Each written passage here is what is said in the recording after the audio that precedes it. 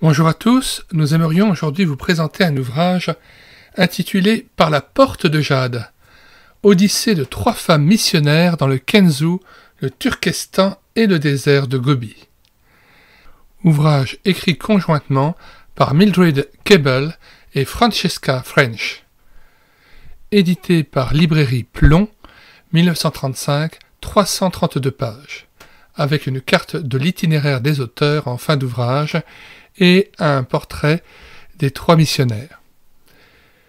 3 femmes ont accompli, à travers les étendues en grande partie désertes du nord-ouest de la Chine et de l'Asie centrale, le voyage périlleux retracé dans ce livre. Ce sont des membres distingués de la mission Centre-Chine.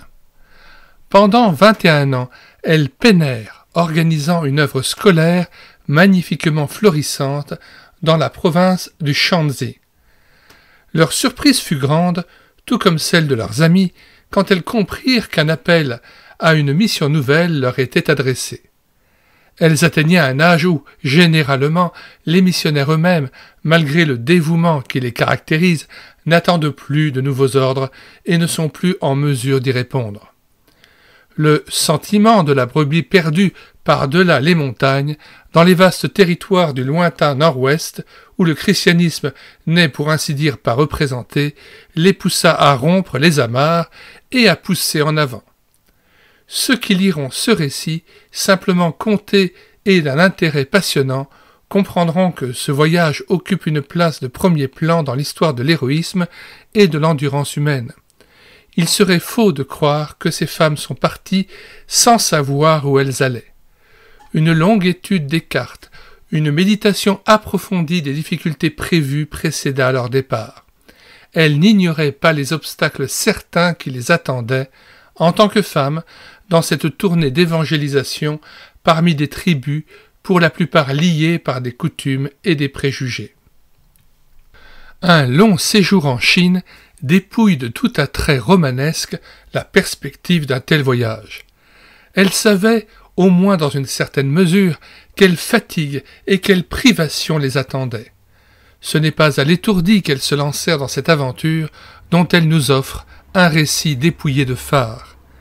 Elles parlent peu du mobile qui les anime et de la force qui les soutient, et cela parce qu'elles en sont depuis longtemps, profondément et comme naturellement imprégnées. Cette histoire est trop essentiellement chrétienne pour qu'il soit nécessaire de parler du christianisme à toutes les pages. Il serait vain de prétendre faire un choix parmi ces péripéties simplement exposées et toutes si éloignées des banalités de la vie courante. Pourtant, nombre des lecteurs qui dévoreront ce livre de la première page à la dernière, sans pouvoir s'interrompre, estimeront que le voyage sans précédent, accompli par ces femmes à travers le désert de Gobi, où elles ont laissé un sillon de lumière, constitue le passage le plus frappant du récit. Rares sont les voyageurs qui ont tenté pareille équipée, et ce livre est unique, en ce sens que ses auteurs sont les seules européennes qui l'aient jamais accompli. Elle passe légèrement sur les difficultés, la joie de servir les soutient et l'amour les porte. Ce qu'elles ont observé et appris est d'un intérêt profond et d'une importance capitale pour le géographe, le philologue et l'anthropologiste. Elles ont noté avec précision les phénomènes naturels et déchiffré avec une sympathie clairvoyante les traits de peuplade encore primitive. Elles ajoutent de riches matériaux à la somme des connaissances humaines, et cela sous une forme qui les rend accessibles non seulement aux savants, mais aux lecteurs moyens. Entre les lignes de cette histoire, il faut lire autre chose encore. Toute une épopée inexprimée de courage intrépide, d'héroïque endurance, de ferveur brûlante, qui fait de ce livre un livre hors pair. Ceux qui ne connaissent ces femmes que de nom comprendront vite qu'elles appartiennent à la phalange des êtres qu'aucun obstacle n'arrête et qui, aujourd'hui comme jadis, sont appelés à faire resplendir la lumière dans les ténèbres et à transformer la solitude en un jardin de Yahvé. Stuart Holden, Mission Centre-Chine, Londres, juillet 1927. Nous mettons dans les commentaires de cette vidéo le lien de téléchargement gratuit de cet ouvrage. Nous y ajoutons un autre ouvrage écrit de la main des deux auteurs Mildred Cable et Francesca French, intitulé « Ambassadeurs de Christ ». Nous ajoutons aussi d'autres ouvrages sur l'évangélisation de la Chine, L'aventure de la foi du docteur et madame Howard Taylor, Vie de Hudson Taylor du docteur et madame Howard Taylor, Un chrétien chinois le pasteur Si, signé de madame Géraldine Taylor, épouse de Howard Taylor.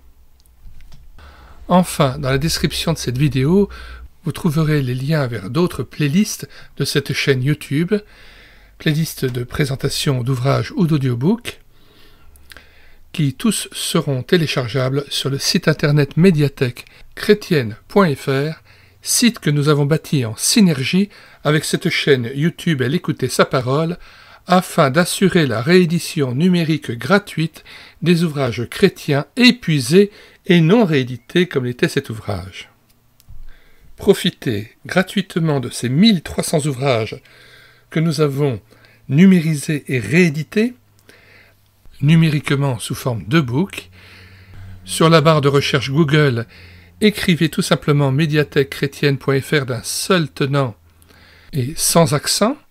Une fois arrivé sur le site, vous cliquez sur « Livres à télécharger », puis vous faites une recherche par ordre alphabétique d'auteur.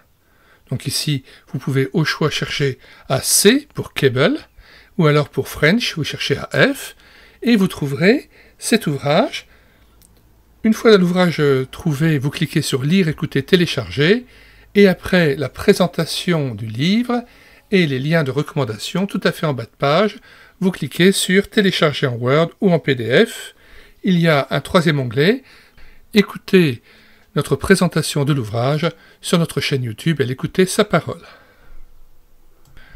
Ainsi, on passe régulièrement de la chaîne YouTube Elle écoutait sa parole au site internet médiathèquechrétienne.fr, et de site internet médiathèquechrétienne.fr, il y a un lien dynamique avec la chaîne YouTube Elle écoutait sa parole, où nous avons non seulement présenté de très nombreux ouvrages, mais aussi mis en parole plus de 1000 cantiques pour nourrir votre louange individuelle ou en assemblée, pour lire plus de 55 ouvrages en audiobook, et parmi les dizaines, voire centaines de BD tournesol épuisés et non réédités que nous avons remis à votre disposition sur notre site internet médiathèquechrétienne.fr, eh bien, nous avons lu plus de 80 histoires filmées avec caméra de document sur notre chaîne YouTube Elle écoutait sa parole.